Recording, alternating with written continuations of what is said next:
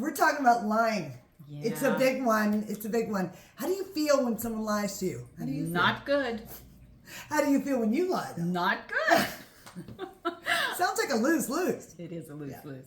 This is Tara and Roxanne. We're here to help you learn to trust yourself and others.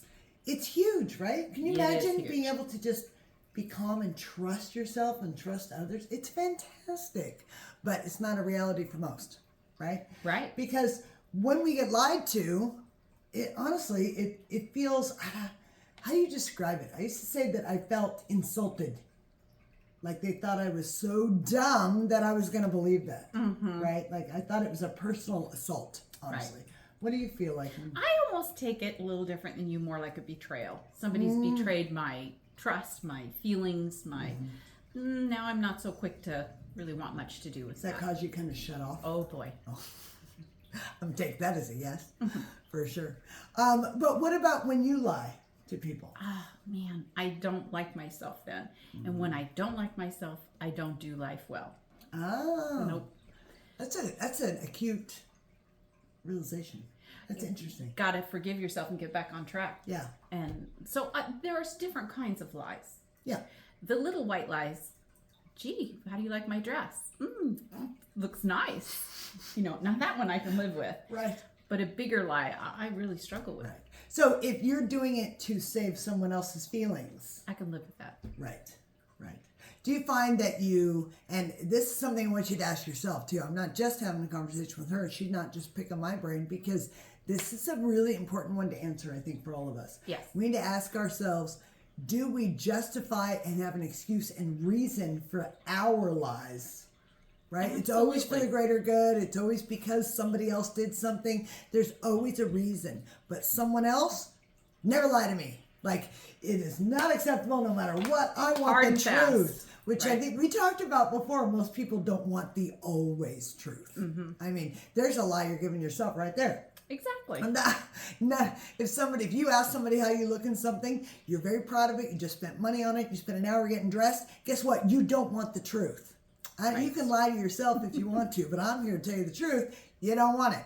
So that is the thing. But the fact is that everybody lies, right? I mean, it just is. And we don't have to get so offended and so hurt and deeply wounded. I mean, people get deeply damaged and wounded when they get lied to and betrayed. Back to, I think, the little white lies Yeah. that say feelings are different than a lie of a certain magnitude. There's socially acceptable lies, and then there's lies that are just out and out really demoralizing and hurtful, and they wipe your life. They changed your life. It's true.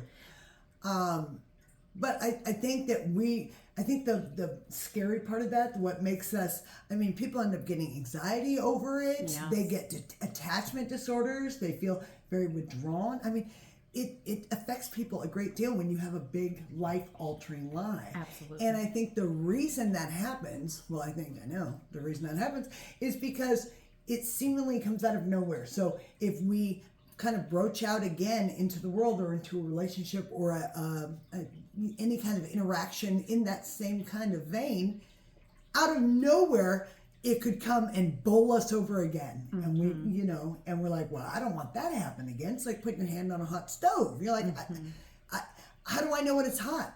You do.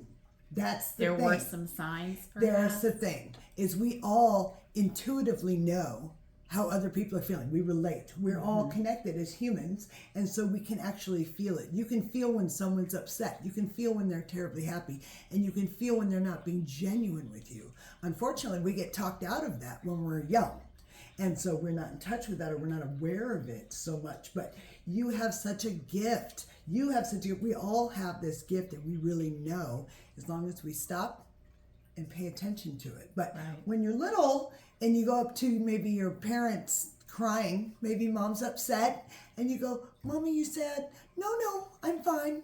And she's wiping her tears away. Well, then as a kid, you're confused. You're like, oh, because my gut was telling me you were sad and I was here to empathize and help. And now you're telling me you're not. You're like, it's okay. No, see, mom's happy. And it's confusing. So now you don't listen to your gut anymore, because you're going to listen to your mom. She's feeding you, after all. She's keeping you alive. Yes. Yeah. right? So we have to remember, and that happens a lot. People, because we don't want to, I don't know, be uncomfortable or transparent or honest about our feelings. I mean, why would you say people do that? Oh, I would bet when you're parenting, you want to look like you got it all together and like you're the authority and the person who they can trust, they can rely on. But in actuality, as you're pointing out, you're teaching them this bad precedent for going forward in life and not being truthful with how they feel. Right. And teach them it's okay to feel that way and that it will pass, and letting them watch you experience that. So then they start lying about their own feelings, and then we're upset when other people aren't truthful with us about how they're feeling. They're not even honest with themselves about how they're feeling about something. How are they going to be honest with you?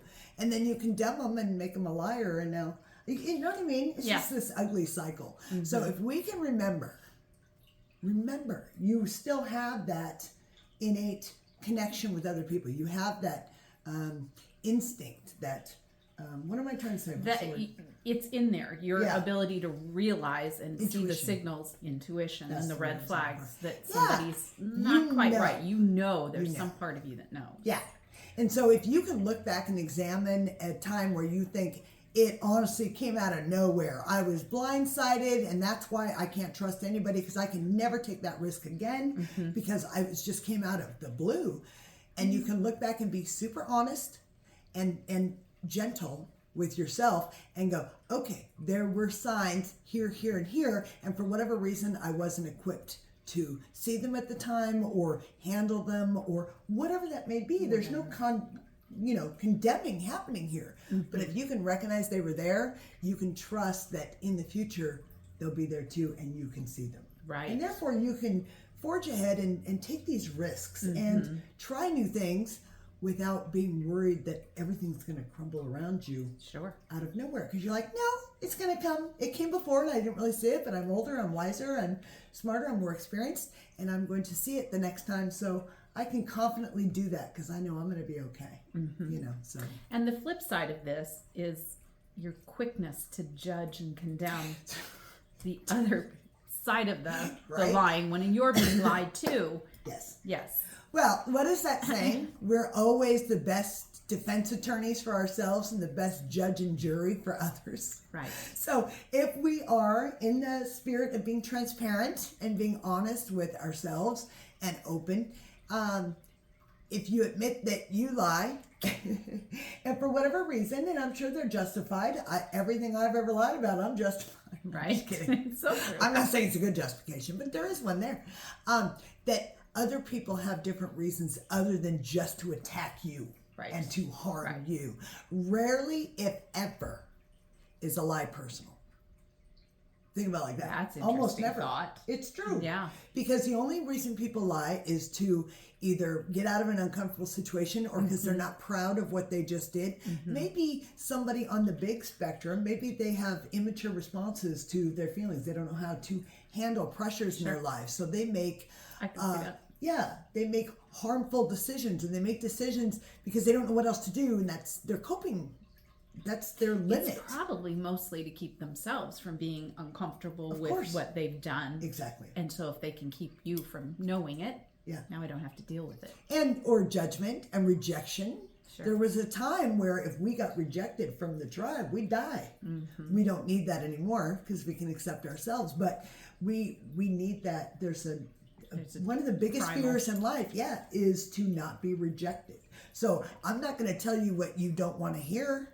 I'm going to try to gauge. See, we all are connected. You can tell what somebody wants to hear. And so you're like, well, it's going to make him really happy if I tell him everything's fine and I didn't do anything yesterday. So therefore, he won't reject me. Who loses? Yeah, who's the wiser? That's the thought, right? So it's just... give a little grace because you're giving it to yourself. Absolutely. Give a little grace. Yes. And really. And then be aware. Yeah. And trust yourself. Trust yourself. Yeah. Let us know what you think. And by the way.